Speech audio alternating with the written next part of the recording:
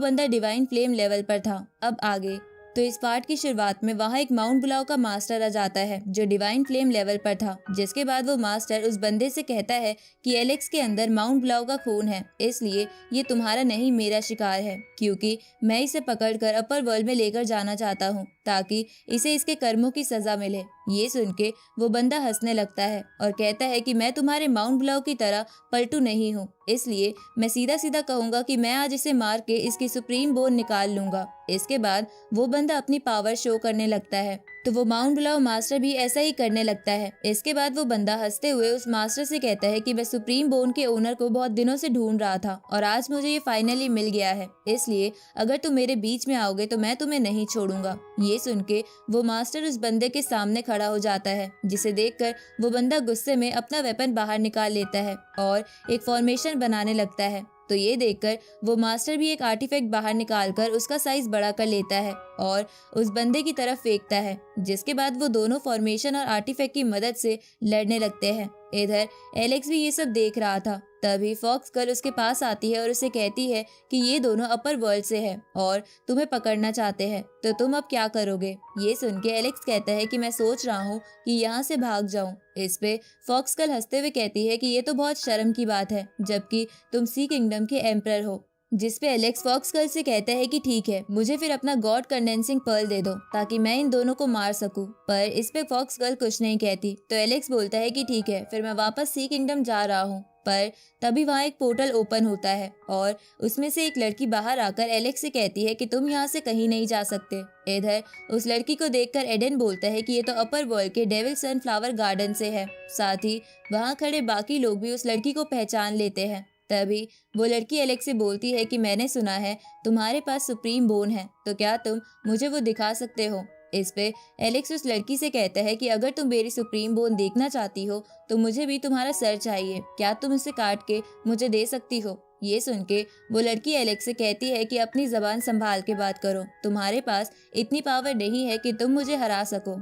ये सुन के एलेक्स उस लड़की से कहता है कि मुझे पता है तुम भी उन दोनों गधों की तरह एक डिवाइन फ्लेम लेवल की इडियट हो जो मेरे पीछे लड़ रहे हैं। तभी वो मास्टर और वो बंदा एलेक्स की ये बात सुन लेते हैं और अपनी लड़ाई छोड़कर एलेक्स के पास आ जाते हैं। इसके बाद वो मास्टर एलेक्स से कहता है कि ये लेडी हमारी सीनियर है, इसलिए तुरंत ही इनसे माफी मांगो। साथ ही वो दूसरा बंदा भी यही कहने लगता है। इस तरफ ये सब देखकर फॉक्स गर्ल हंसते हुए कहती है कि एलेक्स कब क्या कर जाए किसी को पता नहीं रहता, लेकिन लगता है इस बार ये कुछ बड़ा कांड करके मानेगा। इधर एलेक्स बड़े ही स्टाइल में उन तीनों की तरफ इशारा करते हुए कहता है कि टारगेट लॉक एंड फायर। उसी वक्त आसमान में छिपा वो इमोर्टल क्रिएचर उन तीनों के ऊपर एनर्जी बीम फेंकता है और तीनों को पकड़ लेता है। ये देखकर उन तीनों को कुछ समझ नहीं आता क्योंकि वो उससे छूट नहीं पा रहे थे। साथ ही ये देखकर वहाँ खड़े बाकी लोग भी हैरान हो गए थे। इधर एलेक्स खुश होने लगता है और तेजी से उस मास्टर के पास जाकर उसे लात मारता है, जिसकी वजह से वो मास्टर बहुत दूर जाके गिरता है।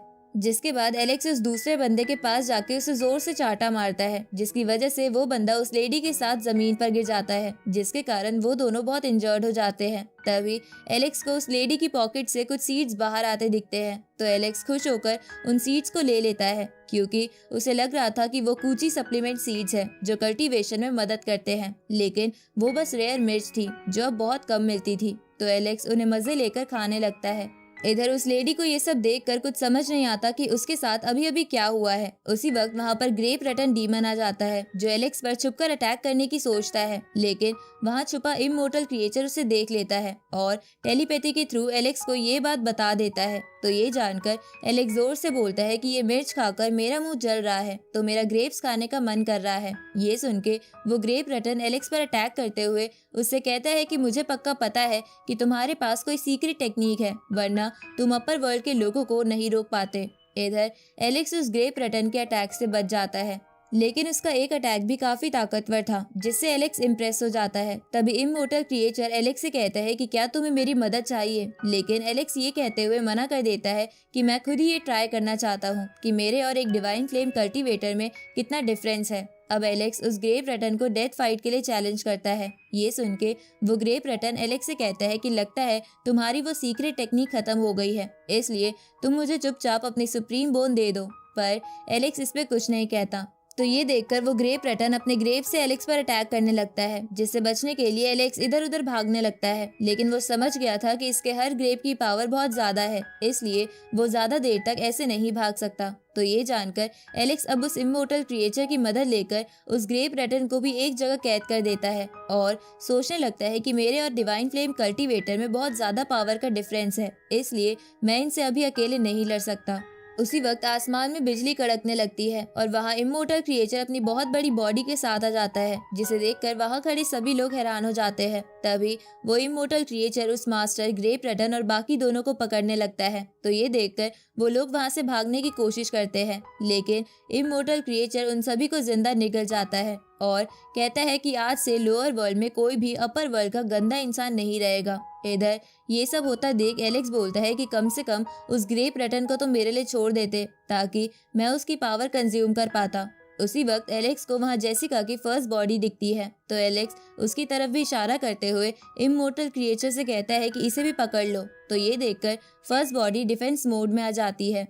इधर वो इमोर्टल क्रिएचर फर्स्ट बॉडी को बिना पकड़े बाकी अपर वर्ल्ड के लोगों को लोअर वर्ल्ड से निकालने के लिए चला जाता है, क्योंकि उसे लग रहा था कि एलेक्स बस उसके साथ मजाक कर रहा है। इधर एलेक्स ये देखकर कहता है कि लगता है इमोर्टल क्रिएचर सिर्फ डिवाइन फायर प्रैक्टिशनर से ही लड़ता है, इसलिए अपना मजाक बन जाने की वजह से एलेक्स फर्स्ट बॉडी से कहता है कि मैं तो बस तुम्हारे साथ मजाक कर रहा था। तभी फॉक्स कल हंसते हुए कहती है कि ये सच में बहुत अच्छा मजाक था, लेकिन अब यहाँ बहुत कुछ हो गया है, इसलिए मुझे अब कोई एक्सपीरियंस शेयर नहीं करना, तो मैं यहाँ से जा रही हूँ। तो ये सुनकर फॉक्स कल के साथ वहाँ से बाकी लोग भी चले जाते हैं। तो ये देखकर एलेक्स कहता है कि लगता है मेरा यहाँ आना जाया चला गया, पर कम से कम मैंने अपर वर्ल्ड के कुछ गंदे लोगों को मरते हुए तो देख लिया। आगे एलेक्स वापस सी किंगडम में आ जाता है, जहाँ कुछ दिनों बाद वो इमोर्टल क्रिएचर भी एलेक्स के पास पहुँच जाता है और उसे कहता है कि मैंने 8 डोमेन के ज्यादातर अपर वर्ल्ड के गंदे लोगों को मार दिया है, इसलिए अब मैं बदले के लिए अपर वर्ल्ड जा रहा हूँ। तो ये सुन के एलेक्स उसे कहता है कि मैं प्रे करूंगा कि आपका काम आसानी से हो जाए और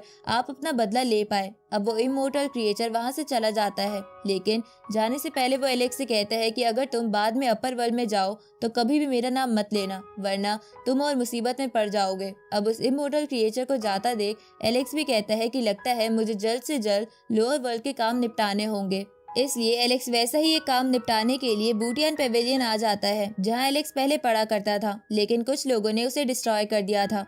अब जैसे ही एलेक्स वहां पहुंचता है तो उसके वहां पहुंचते ही वो घोस्ट स्वॉर्ड एलेक्स के पास आ जाती है। तो उसे देखकर एलेक्स को लियाम और बाकी लोगों की याद आने लगती है, जिनके साथ उसने अपनी बहुत सारी ब्यूटीफुल मेमोरीज बनाई थी। तभी उसे उस घोस्ट की एक बात याद आती है, जिसने एलेक्स से कहा था कि तुम इस तलवार का इस्तेमाल करके बूटियन पेविलियन को पहले जैसा जरूर करना। तो अब ये सब याद आने पर एलेक्स थोड़ा इमोशनल हो जाता है और अपने सेनापति से कहता है कि बूटियन पेविलियन के जितने भी लोग अभी जिंदा है उन्हें मेरे पास ले आओ। तो वो सेनापति जितने भी बचे हुए लोग थे उन्हें ले आता है, जिनमें 3 ही लोग बचे थे, मारिया, ट्रेसी और बूटियन पेविलियन का एक स्टूडेंट। अब एलेक्स उन सबको देखकर थोड़ा खुश हो जाता है। तभी वो तीनों एलेक्स से कहते हैं कि पेविलियन के डिस्ट्रॉय हो जाने के बाद हम भी बड़ी मुश्किल से जी रहे थे और हम बस पेविलियन के फिर से बनने का इंतजार कर रहे थे। तो ये सुनकर एलेक्स उस तलवार का इस्तेमाल करते हुए एक ब्लड ओथ लेता है कि वो बूटियन पेविलियन को फिर से दोबारा बनाएगा, लेकिन वो उससे पहले उन सभी लोगों को खत्म करेगा